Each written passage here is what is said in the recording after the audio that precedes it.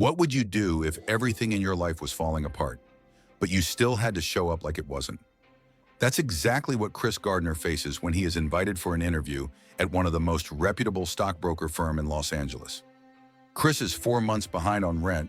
The landlord comes knocking, demanding payment.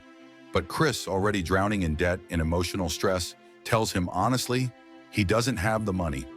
The landlord decides to kick him out, but Chris pleads, saying he has a young son to care for. They strike a deal. Chris can stay 1 more week if he paints the apartment. Helpless and frustrated, Chris begins painting.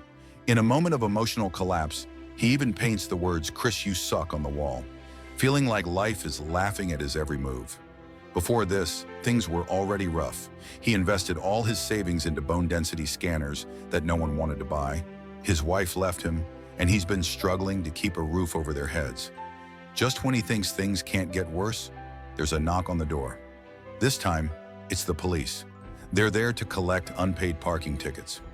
Chris is taken to the police station, where he's told he must pay the full amount or stay the night in jail. He writes a check, but the officer says the funds must clear by morning, so Chris will have to spend the night locked up. Worried about his son being alone, he begs the officers to let him go, but instead they say social services will check in. Chris quickly calls his estranged wife and asks her to stay with their child for the night. The next morning, after a sleepless night in jail, the check clears. Chris sprints out of the station. He has a life-changing job interview to attend. Still in the same clothes he wore while painting, no time to clean up, no time to explain, just pure urgency. He races to the office building. Everyone stares at him. His clothes are stained with paint. He looks like a man who's hit rock bottom. But Chris keeps going. In the waiting room, he patiently waits until the secretary calls his name. He's led into a room full of well-dressed stockbrokers, talking loudly. Intimidated but not broken, Chris walks in, focused, amazed, but determined. The interviewers look him up and down, clearly judging his appearance. But Chris stands tall, shakes their hands, and begins to explain his story. He's honest.